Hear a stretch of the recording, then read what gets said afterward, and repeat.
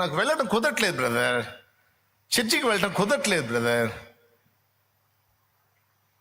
నువ్వు నన్ను ఎంత అభిమానించే వ్యక్తివైనా ఈ మాటతో నన్ను అభిమానించటం మానేసిన, యూట్యూబ్లో నన్ను ఫాలో అవటం మానేసిన, ఐ డోంట్ కేర్. మర్యాదగా చర్చికి పో, ప్రభు బలలో చెయ్యి. నువ్వు ఏ ఊర్లో ఉన్నా, ఏ వాడలో ఉన్నా, ఏ ప్రాంతంలో ఉన్నా, ఏ ప్రదేశంలో ఉన్నా, ఖచ్చితంగా ప్రభు బల్ల కోసం నువ్వు దేవుని మందిరానికి వెళ్ళి తీరాల్సిందే. లేకపోతే అసాధారణ జీవితం జీవించడం నీకు సాధ్యం కాదు.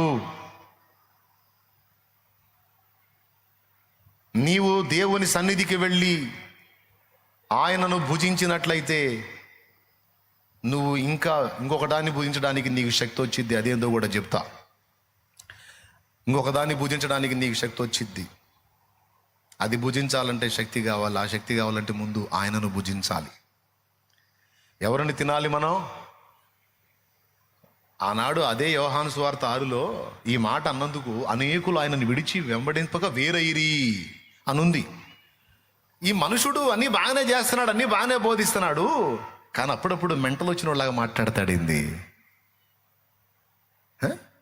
నా శరీరం నిజమైన ఆహారం, నా రక్తం నిజమైన పానం అంటాడు. అతని శరీరాన్ని తినమనిస్తాడా?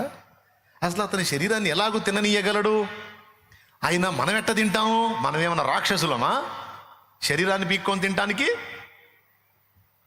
అబ్బాయి, ఈ మాట ఏదో పిచ్చోళ్ళు మాట్లాడే మాటే కానీ జ్ఞానవంతులు మాట్లాడే మాట కాదు. కాబట్టి ఈ మాటను బట్టి ఇతడు వెర్రివాడని అర్థమైపోయిందని చాలామంది కట్ అయిపోయారు. కానీ తనను అంటిపెట్టుకొని ఉన్నటువంటి శిష్యులకు చివర్లో అర్థమైంది. మేడ గది మీద ఆయన ఒక రొట్టెనెత్తుకొని కృతజ్ఞతాస్తుతులు చెల్లించి దానిని విరిచి వారికి ఇచ్చి, ఇదిగో ఇది మీ కొరకైన నా శరీరం అని వాళ్ళ క్లారిటీ ఇచ్చాడు. ఏమైనా అర్థమైందా మీకు? ముందు ఆవేశపడి కట్ అయిపోయిన వాళ్ళకి మ్యాటర్ అర్థం కాలే. ఎందుకంటే దడ ఎక్కువ కదా, మొత్తం ఫైనల్ అయిన దాకా ఉండరు. వెంటనే తీర్మానాలు చేసి వెంటనే నిర్ణయాలు చేసి కట్ ఆఫ్ అయిపోతారు కొంతమంది తిక్కలోడు. దేవుడైనా దైవజనుడైనా ఒక అడుగు వేశారంటే దాని వెనక చాలా లెక్కలు ఉంటాయి. తొందరపడి ప్రభువుని తిరస్కరించకూడదు, దేవుడు ఏర్పరచుకున్న పాత్రల్ని తిరస్కరించకూడదు. Very danger. నీకు తెలిసి కొంతే, నీకు తెలియకుండా చాలా ఉంటాడు. దేవుడు ఉంటాడు, దైవజనుడు కూడా ఉంటాడు. తక్కువ అంచనా వేయొద్దు, ఏదో స్కేల్ వేసి ఇంతవరకే కదా అనుకోవద్దు. ఓకేనా? రైట్. చివర్లో చేశాడు అన్నమాట. అంతము వరకు ఆయనతో ఉన్నటువంటి శిష్యులకు చేశాడు.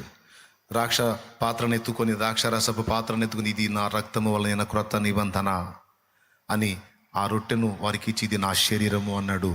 ద్రాక్షరసమును వారికి ఇచ్చి, ఇది నా రక్తము అన్నాడు. లాంటిది అనలా, సాదృశ్యము అనలా, నా శరీరము నా రక్తము అన్నాడు.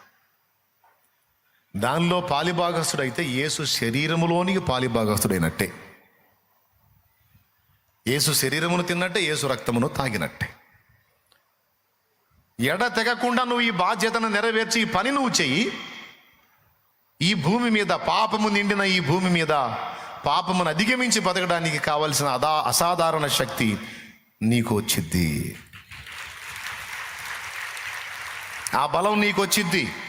ఎప్పుడు వచ్చింది అంటే, నన్ను తిను బిడ్డ, నన్ను తిను, నన్ను భుజించు, నా రక్తమును త్రాగు, అప్పుడు వచ్చిద్ది అన్నాడు. అది ఎలా తినాలి? ఇప్పుడు ఇందాక నువ్వు తీసుకున్నావు.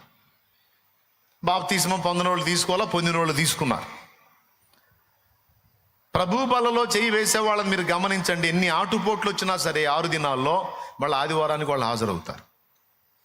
దాన్ని నిర్లక్ష్యం చేసిన వాళ్ళు అలా వెనకబడి చివరికి లోకంలో కలిసిపోతారు. ఎందుకో తెలుసా? దేవుని జీవం వాళ్ళలో కొరవడిపోతుంది. అలా కాకుండా